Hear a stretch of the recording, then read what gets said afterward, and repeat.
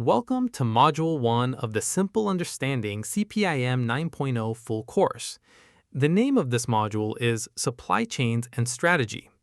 This is one of the most important modules in the CPIM course because it establishes the strategic foundation for everything we will study later. Before a company develops forecasts, plans production, purchases materials, manages inventory, or schedules operations, it must understand its business environment and decide what it is trying to achieve. A company must answer several important questions. Who are our customers? What value do they expect? Where do we want to compete? What risks and opportunities exist in our environment? What supply chain capabilities do we need?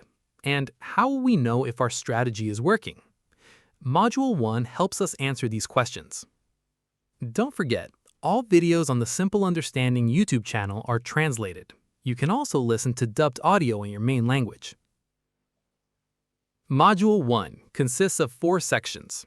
Section A, Supply Chains, the Environment, and Strategy. This section introduces the supply chain as an interconnected system.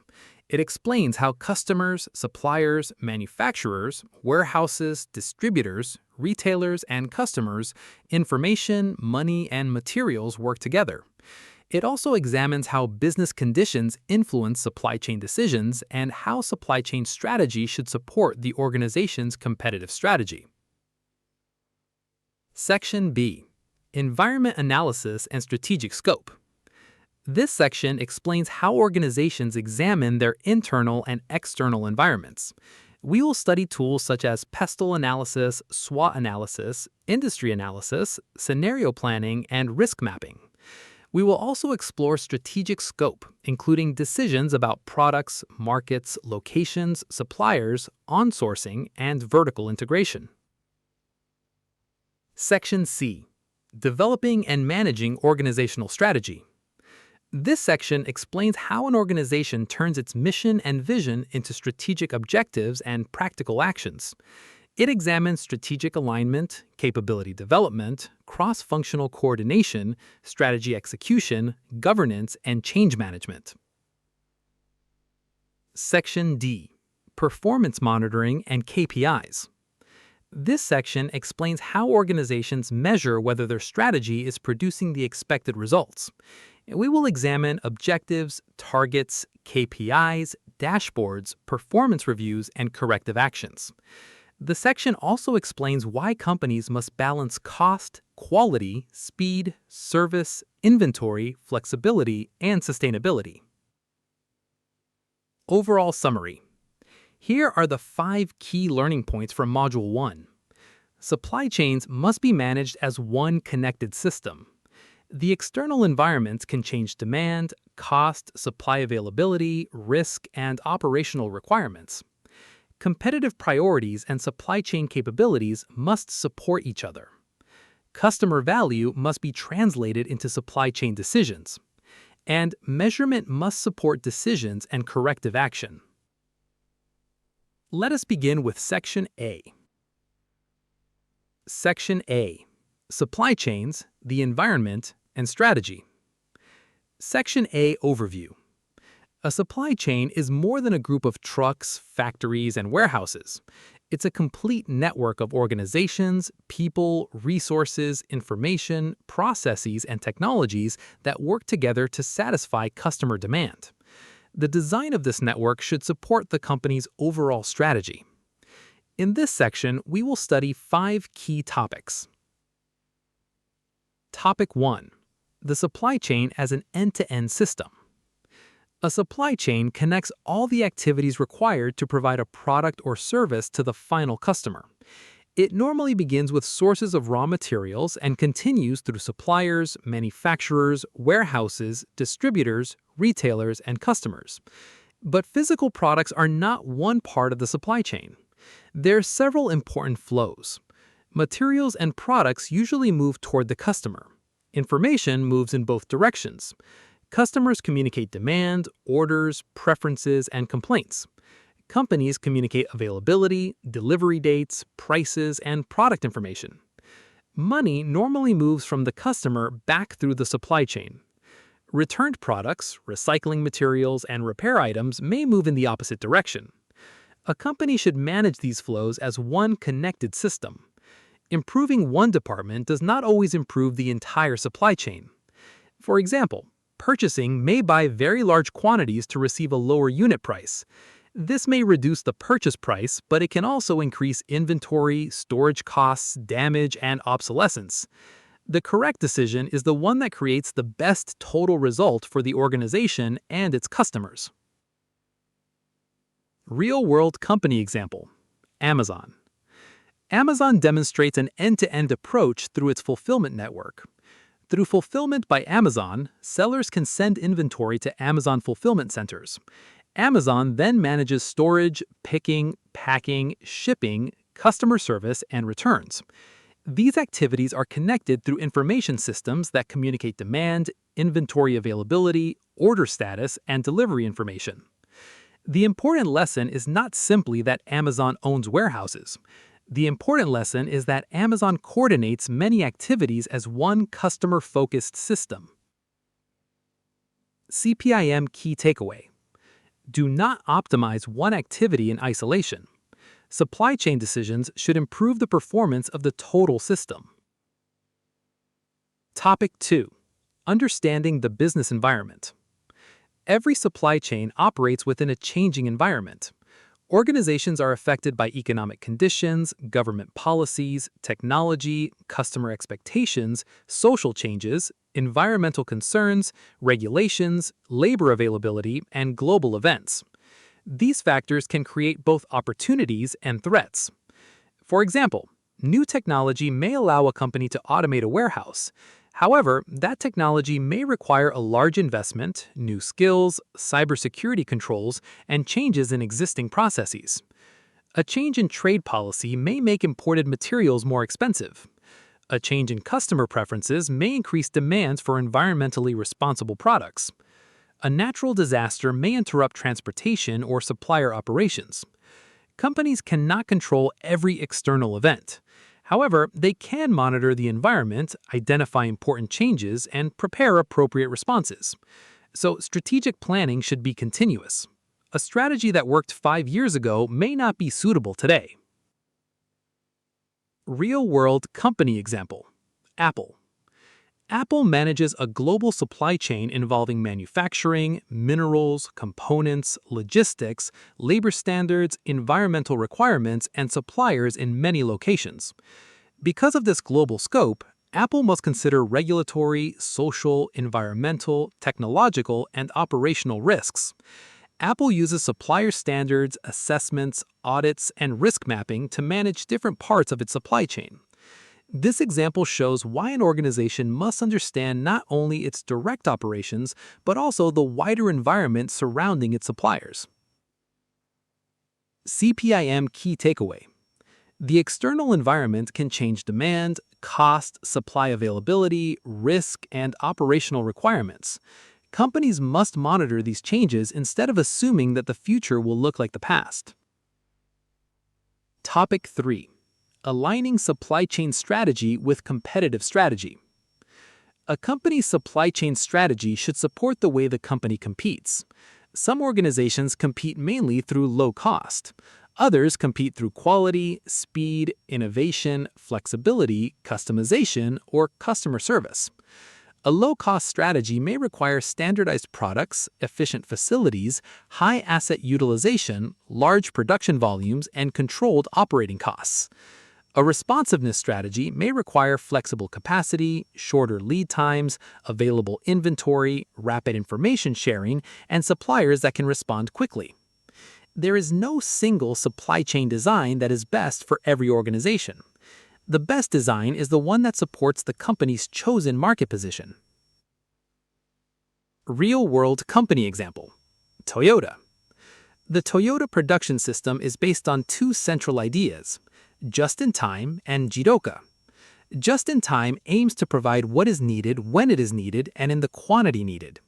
Jidoka supports quality by identifying abnormal conditions and preventing defects from moving through the process. These practices support Toyota's strategic requirements for flow, efficiency, quality, problem identification, and waste reduction. Toyota's operating system is therefore connected to the capabilities the company wants to develop. CPIM key takeaway. The supply chain must not have a separate strategy that conflicts with the business strategy. Competitive priorities and supply chain capabilities must support each other. Topic 4. Customer value and strategic responsiveness. Strategy begins with understanding value from the customer's point of view.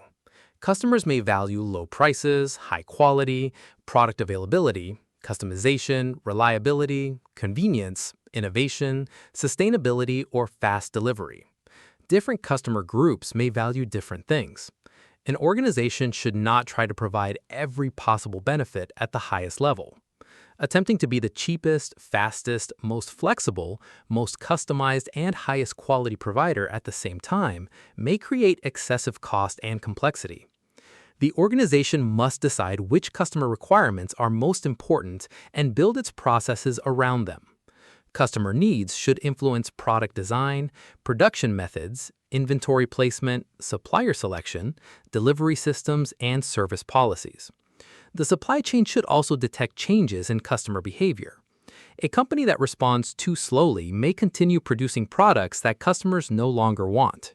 Real-world company example: Inditex and Zara. Zara describes the customer as being at the center of its business model. It connects design, production, distribution, stores, and online channels. Information from the market can influence product and inventory decisions across this integrated system. The strategic advantage comes from connecting customer information with operational response. Instead of treating design, manufacturing, logistics, and sales as unrelated activities, the company coordinates them around customer demand. CPIM key takeaway. Customer value must be translated into supply chain decisions. A strategy is only useful when operations can deliver the value promised to the customer. Topic 5. Sustainability, ethics, and resilience as strategic requirements. Modern supply chain strategy cannot focus only on short-term financial costs. Organizations must also consider environmental impact, labor practices, resource use, business continuity, reputation, and long-term resilience. A purchasing decision may appear inexpensive, but create environmental, ethical, or supply risks. A supplier with lowest price may have poor quality, unsafe working conditions, unstable capacity, or weak financial performance. A highly concentrated supply network may be efficient during normal conditions, but vulnerable during a disruption. Organizations therefore must balance efficiency and resilience. They may develop alternative suppliers, improve visibility, maintain selected buffers, strengthen supplier relationships, or redesign products to reduce dependence on scarce materials. Sustainability should also be connected to measurable actions, rather than used only as a marketing statement. Real-world company example: Unilever. Unilever states that sustainability is integrated into its strategy, governance, and operations. Its sustainability priorities include areas such as climate, nature, plastics, and livelihoods. Responsibility for agreed actions is assigned across its business groups rather than being treated as an isolated activity. This demonstrates that sustainability can influence sourcing, product decisions, packaging, operations, supplier relationships, and performance measurement. CPIM key takeaway. A strong strategy should create value today without creating unacceptable risks or costs for the future. Let's summarize and connect the 5 key lessons from Section A. First, focus on the total system. End-to-end integration creates greater value than optimizing individual departments in isolation. Second, monitor the environment continuously. External conditions are constantly changing, so past success does not guarantee future performance. Third, maintain strategic alignment. Every supply chain decision and operational activity should directly support the organization's competitive priorities. Fourth, remain customer-centric. Customer value should guide all operational decisions, processes, and supply chain design choices. Finally, protect long-term viability. True efficiency is not based on cost alone. It requires balancing financial performance with sustainability, resilience, and long-term success. With these principles established, we are ready to move forward to Section B. Section B: Environment Analysis and Strategic Scope. Section B Overview. Organizations should not develop strategy based only on opinions or assumptions. They need structured methods for analyzing their environment. Environment analysis helps leaders understand opportunities, threats, capabilities, limitations, competition, and uncertainty. Strategic scope then determines where the organization will compete and which activities it will perform. Topic 1. PESTLE Analysis. PESTLE analysis examines 6 categories of the external environment. The letters represent political, economic, social, technological, legal, and environmental factors. Political factors may include government stability, trade rules, tariffs, and public policy. Economic factors may include inflation, interest rates, exchange rates, employment, and consumer spending. Social factors may include population changes, lifestyles, labor expectations, and customer attitudes. Technological factors may include automation, artificial intelligence, data analytics, and new production methods. Legal factors may include safety regulations, labor laws, product standards, and environmental requirements. PESTLE analysis does not predict the future perfectly. Its purpose is to help the organization ask better questions and recognize important changes early. Real-world company example: Starbucks. Starbucks purchases coffee from agricultural supply chains that are affected by climate conditions, farmer livelihoods, quality requirements, social expectations, and environmental concerns. Its CAFE practices establish economic, social, quality, and environmental expectations for coffee sourcing. A PESTLE analysis for Starbucks could examine climate change, agricultural regulation, customer expectations for responsible sourcing, farming technology, labor conditions, and economic pressures on farmers. The value of PESTLE is not the list itself. The value comes from deciding how strengths can capture opportunities and reduce threats. CPIM Key Takeaway. PESTLE analysis examines forces outside the organization. The company may not control these forces, but it must understand them and respond to them. Topic 2. SWOT Analysis. SWOT stands for Strengths, Weaknesses, Opportunities, and Threats. Strengths and weaknesses are generally internal. Opportunities and threats generally come from the external environment. A strength may include a respected brand, skilled employees, efficient facilities, strong technology, good supplier relationships, or effective distribution network. A weakness may include outdated systems, limited capacity, high costs, poor data, excessive inventory, or dependence on one supplier. An opportunity may include a growing market, new technology, changing customer demand, or access to a new supplier region. A threat may include a new competitor, economic decline, regulation, material shortages, or changing customer preferences. A SWOT analysis should be specific. Writing good employees as a strength is too general. A stronger statement would explain which employee capabilities create a competitive advantage. Real-world company example: Walmart. Walmart's SWOT analysis could identify its large physical network, purchasing scale, data capabilities, and omni-channel operations as potential strengths. Its stores can support shopping, pickup, and delivery. Automation and connected inventory systems can improve availability and flow. At the same time, Walmart must respond to changing customer expectations, cost pressures, digital competitors, labor requirements, and supply disruptions. The value of SWOT is not the list itself. The value comes from deciding how strengths can capture opportunities and reduce threats. CPIM Key Takeaway. SWOT combines internal and external analysis. A useful SWOT analysis should lead to strategic action, not remain a collection of general statements. Topic 3. Industry and competitive analysis. An organization must understand the competitive forces in its industry. Competition is not limited to direct competitors. Companies may also face pressure from customers, suppliers, substitute products, and new market entrants. Customers may have strong bargaining power when they can easily change suppliers. Suppliers may have strong power when a material is scarce, specialized, protected by intellectual property, or available from only a few sources. A substitute product can satisfy the same customer need in a different way. New entrants may introduce different technology, lower prices, or new business models.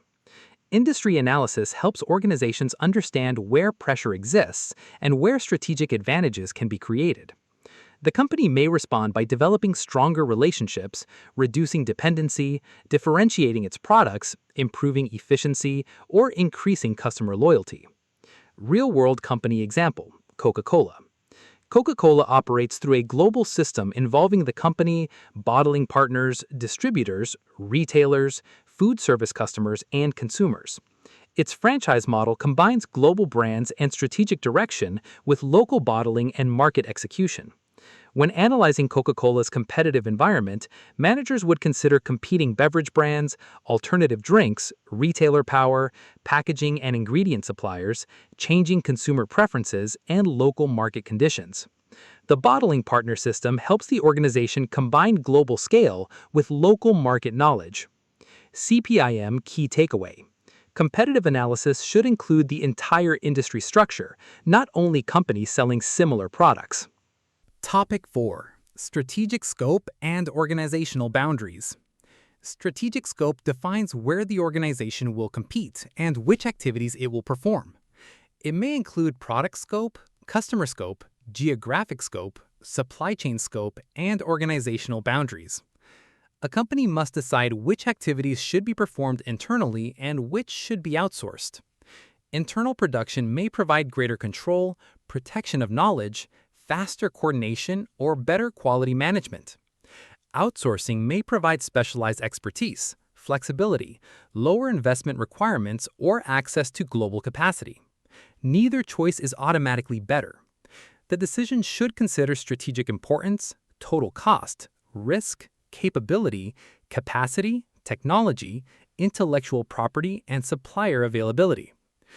A company should also avoid confusing outsourcing with transferring responsibility.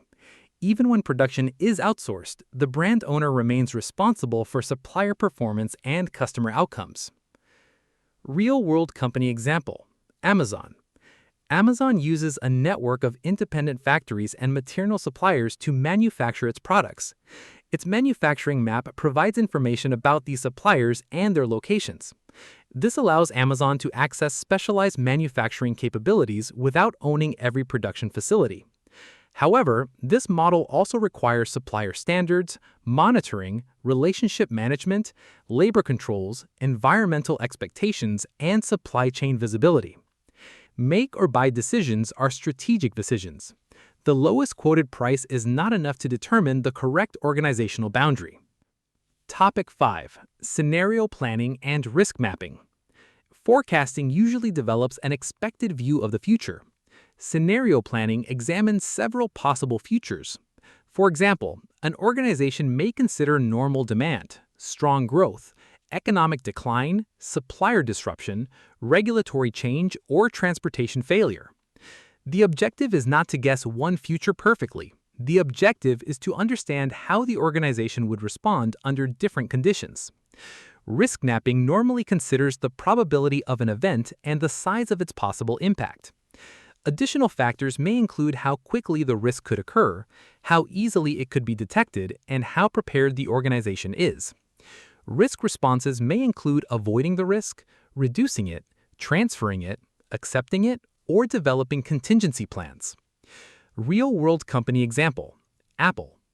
Apple has used supplier risk assessment and mapping processes to understand risks within parts of its supply chain. Supplier standards may require organizations to identify, assess, mitigate, and report supply chain risks. This is important because a company may have visibility over its direct supplier, but limited knowledge of lower-level processors, smelters, or material sources. Risk mapping extends analysis deeper into the network of suppliers. A resilient organization does not prepare only for the most likely situation. It also considers high-impact situations and prepares responses before a disruption occurs. Let's summarize the 3 key lessons from Section B. First, analyze the environment. Use tools such as PESTLE, SWOT, and industry analysis frameworks to replace assumptions with structured, evidence-based visibility. Second, define the organizational boundary. Make strategic make or buy decisions by considering internal capabilities, intellectual property, and potential risks, not simply the lowest quoted price. Third, map uncertainty. Apply scenario planning and deep-tier supply chain risk mapping to prepare the organization for several possible future conditions. With the external environment analyzed and the organizational boundaries clearly defined, we can now move to Section C, where we will develop the operational strategies required to execute successfully within this landscape. Section C, Developing and Managing Organizational Strategy. Section C Overview. Environment analysis provides information. Organizational strategy determines what the organization will do with that information. A strategy should explain the organization's direction, priorities, choices, capabilities, resources, and method of execution. A strategy without implementation is only an intention. Topic 1. Mission, vision, values, and strategic objectives. The mission explains the organization's fundamental purpose. The vision describes the future position the organization wants to achieve. Values describe the principles that guide behavior and decision-making. Strategic objectives convert the mission and vision into specific results. For example, a company may have a vision of becoming the most trusted provider in its market. This vision could lead to objectives related to product quality, delivery reliability, customer service, ethical sourcing, and information security. Objectives should be clear enough to guide decisions. A statement such as "become better" is not useful because employees cannot determine what better means.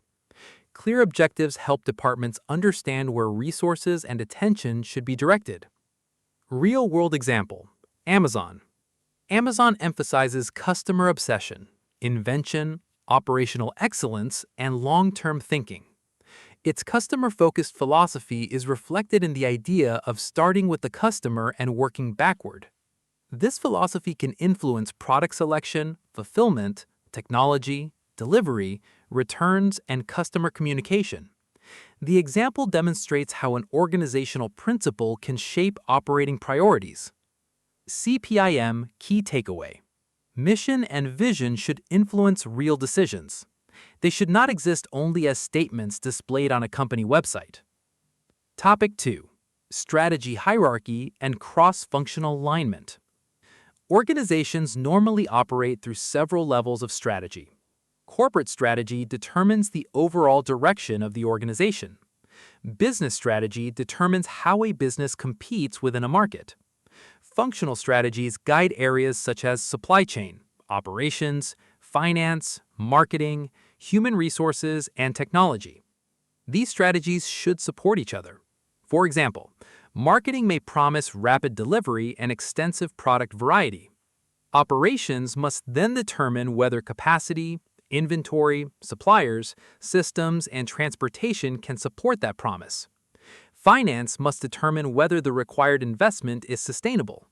When functions develop plans independently, the organization may create conflicting objectives. Cross-functional alignment reduces these conflicts. Real-world example: Procter & Gamble. P&G describes an integrated strategy involving product superiority, productivity, retail execution, agility, and organizational accountability. It has also identified supply chain capacity, agility, flexibility, transparency, and resilience as important execution priorities. This illustrates that supply chain strategy is connected to product, commercial, financial, and organizational priorities. CPIM Key Takeaway. Functional excellence is not enough. Functions must work together to achieve the organization's total strategy. Topic 3. Competitive priorities and capability development. Strategy requires choices about which capabilities the organization must develop. A capability is more than a physical resource. It is the organization's ability to perform an activity consistently.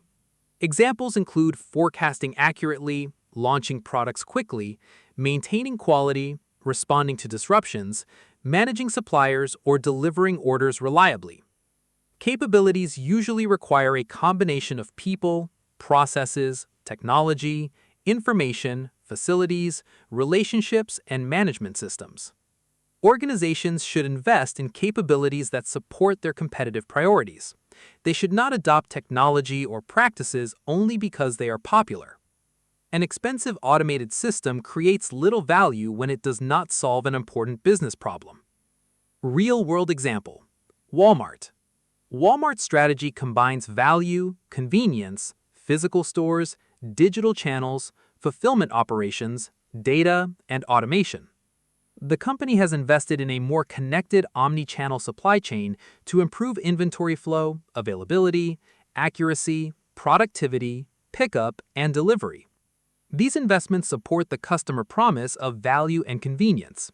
The technology is therefore connected to strategic capabilities and not treated as an isolated project. CPIM Key Takeaway: strategy identifies the capabilities the organization needs. Investment should follow strategic priorities, not management fashion. Topic 4. Strategy execution and change management. A strategy produces no benefit until people implement it. Execution requires clear responsibilities, resources, timelines, communication, skills, and performance measures. Change may affect systems, job roles, processes, policies, supplier relationships, facility layouts, or decision authority. Employees may resist change when they don't understand its purpose or believe it will create negative consequences. Effective change management should explain why the change is needed, involve affected people, provide training, remove barriers, test solutions, and measure results. Large changes may be introduced gradually through pilots before full implementation.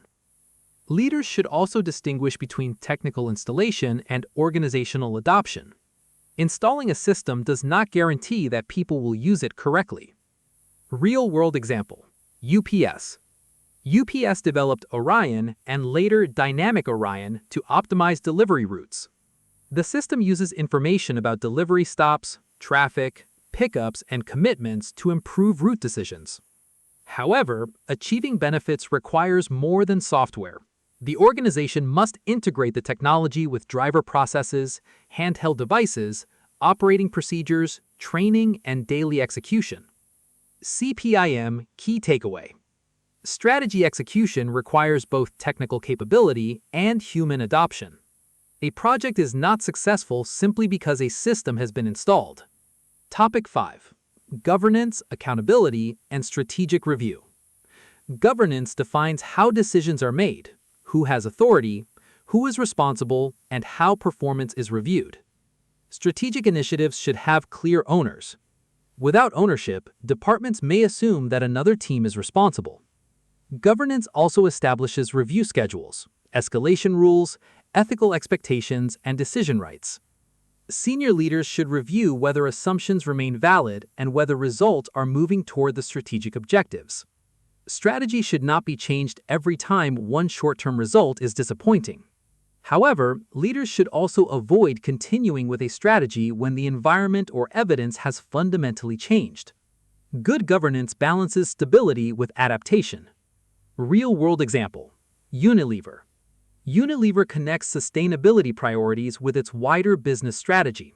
Responsibility for agreed sustainability actions and targets is assigned across business groups, while governance processes provide oversight. This approach makes it more difficult for sustainability to remain an isolated corporate message without operational ownership. CPIM Key Takeaway: every strategic objective needs ownership, authority, resources, measurement, and review. Without governance, strategy becomes a collection of intentions. Let's summarize how organizations built a bridge from strategy to operational reality. First, create an aligned direction. Mission, vision, and values establish clear objectives, while the strategy hierarchy translates corporate goals into coordinated operational actions without cross-functional conflict. Second, build capabilities deliberately. Organizations should invest in the right combination of people, processes, and technology to support strategic priorities, not simply follow the latest management trend. Third, execute with discipline. Successful implementation requires more than installing new systems or processes. It also depends on employee adoption, clear governance, defined ownership, and continuous strategic review. With strategy aligned, capabilities established, and execution disciplined, we are ready to move to Section D, where we will focus on monitoring performance. Section D. Performance Monitoring and KPIs. Section D Overview. Once a strategy has been developed and implemented, the organization must monitor its performance. A key performance indicator, or KPI, is a measure used to evaluate progress towards an important objective. Not every measurement available is a KPI. A KPI should be connected to a strategic priority and should support decisions or actions. Topic 1. Objectives, targets, and KPI hierarchy. An objective describes the result the organization wants to achieve. A KPI measures progress towards that result. A target defines the expected performance level. For example, the objective may be to improve delivery reliability. The KPI may be the percentage of orders delivered on time and full. The target may be 98%. KPIs should exist at different organizational levels. Corporate measures communicate overall results. Functional measures evaluate the contribution of departments. Operational measures support daily process control. These measures should be connected. Employees should understand how their operational performance affects broader objectives. A company should avoid using too many KPIs. When every measurement is called a key indicator, nothing is truly key. Real-world company example, Procter & Gamble. P&G's integrated strategy identifies priorities such as product superiority, productivity, retail execution, agility, and organizational accountability. These strategic choices require connected performance measures at corporate, functional, and operational levels. For example, a broad objective concerning supply agility must eventually be translated into measurable results involving capacity, availability, lead time, service, or response. CIPM Key Takeaway. Start with the strategic objective and then select the KPI. Do not begin with available data and pretend that every measurement is strategically important. Topic 2. Customer Service and Delivery KPIs. Customer service performance measures whether the supply chain is delivering the promised value. Common measures include on-time delivery, in-full delivery, order fill rate, perfect order performance, order cycle time, response time, return rate, and customer complaints. Each measure answers a different question. An order may be delivered on time but contain the wrong quantity. Another order may contain the correct quantity but arrive damaged. A perfect order measure may combine several requirements, such as correct product, correct quantity, correct documentation, damage-free condition, and on-time delivery. Organizations should define measures clearly. Different departments may report different results when they use different definitions. Real-world company example, Amazon. Amazon supply chain identifies on-time delivery rate as an important fulfillment KPI. This measure compares orders delivered by the promised date with the total number of delivered orders. For a customer-focused fulfillment operation, delivery reliability affects trust, repeat purchases, service costs, and the overall customer experience. CIPM Key Takeaway. Customer service should be measured from the customer's perspective, not only from the moment a department completes its own activity. Topic 3. Inventory and Asset Management KPIs. Inventory provides availability, but it also requires cash, space, handling, insurance, control, and risk. Therefore, organizations need measures that balance service and investment. A company can increase customer service by holding more inventory, but this may create high costs and obsolescence. A company can reduce inventory aggressively, but this may create stockouts and lost sales. The correct objective is not always minimum inventory. The objective is the appropriate inventory required to support the strategy. Real-world company example, Inditex. Inditex operates an integrated model connecting stores, online channels, logistics platforms, product decisions, and inventory. This model requires visibility across channels so that inventory decisions support customer demand without treating every location as a completely separate system. CIPM key takeaway. Inventory performance should be evaluated together with customer service, risk, lead time, and cost. A lower inventory number is not automatically a better result. Topic 4. Quality, productivity, cost, and flow KPIs. Operational performance requires a balanced group of measures. Quality measures may include defect rate, first pass yield, rework, scrap, warranty claims, and process capability. Productivity measures compare outputs with the resources used. Cost measures may include conversion cost, transportation cost, purchase cost, and cost per order. Flow measures may include lead time, cycle time, queue time, throughput, and schedule performance. Improving one measure may damage another. For example, maximizing machine utilization can create excess production, larger queues, more inventory, and longer lead times. Managers must understand the relationships between measures. Real-world company example, Toyota. Toyota's just-in-time approach focuses on flow and producing what is needed when it is needed. Jidoka emphasizes detecting abnormal conditions and preventing defects from continuing through the process. These principles show why quality, flow, inventory, and productivity should be monitored together. Producing a large quantity quickly is not a good result when the products are defective or not required. CIPM key takeaway. A KPI should not encourage behavior that improves one department while damaging total supply chain performance. Topic 5. Dashboards, variance analysis, and corrective action. A dashboard presents selected performance information so decision-makers can understand current conditions. A useful dashboard should show the actual result, the target, the trend, the variance, the responsible owner, and the required action. The color of an indicator is not enough. Managers need to understand why the result changed. Variance analysis compares actual performance with the target or plan. The organization should then identify the root cause. Corrective action addresses an existing problem. Preventive action reduces the chance of a future problem. Leaders should also distinguish between a temporary variation and a structural change. Reacting too strongly to every small movement can create instability. Ignoring a continuing negative trend can allow a serious problem to grow. Real-world company example, UPS. Dynamic Orion can recalculate delivery routes as traffic, pickup commitments, and delivery conditions change. This demonstrates an important performance management principle. Information is collected, the current condition is compared with the plan, and an adjustment is made. Performance monitoring is valuable because it supports action, not because it produces attractive charts. CIPM key takeaway. Measurement is not the final step. The purpose of measurement is to improve decisions, control performance, and support corrective action.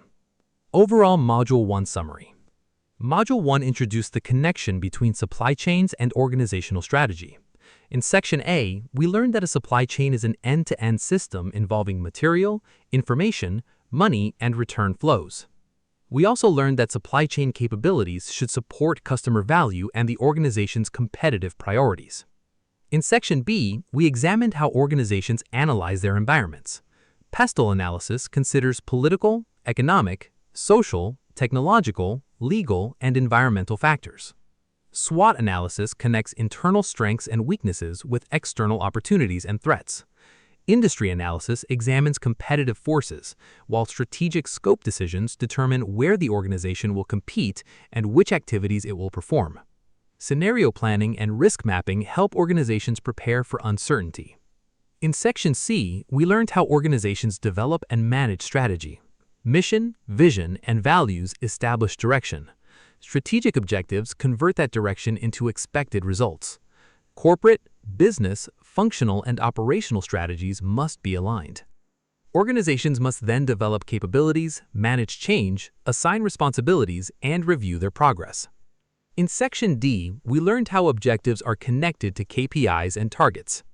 Organizations need balanced measures covering customer service, inventory, cost, quality, productivity, time, flexibility, sustainability, and risk. Measurements should support decisions and corrective action. The complete logic of Module 1 can be remembered through 5 questions. Where are we now? What is changing around us? Where and how do we want to compete? What capabilities and actions do we need? And how will we measure whether we are succeeding? These 5 questions connect environmental analysis, strategic planning, supply chain design, execution, and performance measurement. This strategic foundation will help us understand every remaining CIPM module.